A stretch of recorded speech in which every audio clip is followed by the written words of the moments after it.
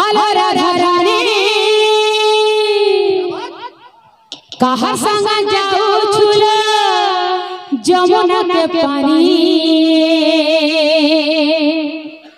झुमुक झुमुक बाजे तुमर गुड़र पाया लहरी लहरी चाला के चाला बोला झुमुक झुमुक बाजे तुमर गुड़र पाया लहरी लहरी चाला के चाला बोला हसी हसी करे कहसी कथा मोर सजनी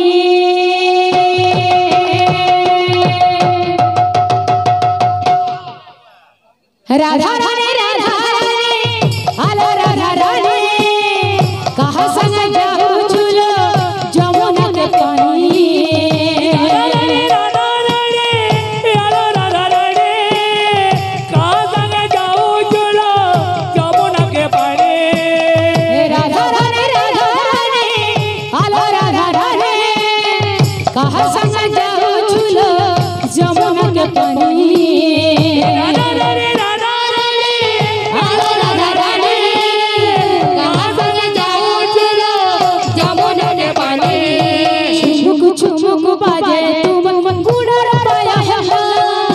लहरी लहरी चाला के चाला बोला झुमुक झुमुक बाजे तुमर गुड़र पाया लहरी लहरी चाला के चाला बोला झुमुक झुमुक बाजे तुमर गुड़र पाया लहरी लहरी चाला के चाला बोला झुमुक झुमुक बाजे तुमर गुड़र पाया लहरी लहरी चाला के चाला बोला हंसी हंसी करे कहसे कथा मोर सजनी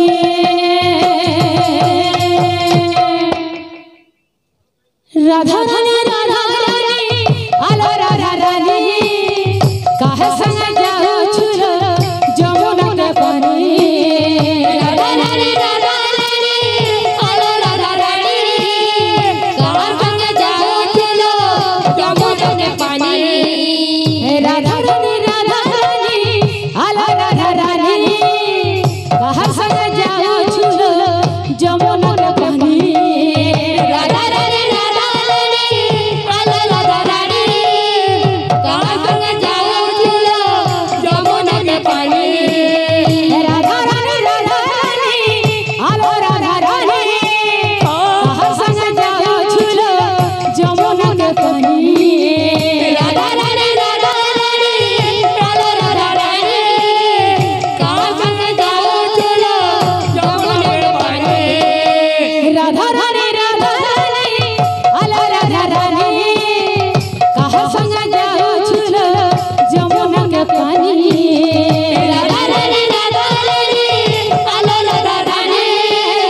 कहाँ संग जाओ चलो जमुना के पानी राधा रानी आलो राधा रानी कहाँ संग जाओ छुलो जमुना के पानी राधा रानी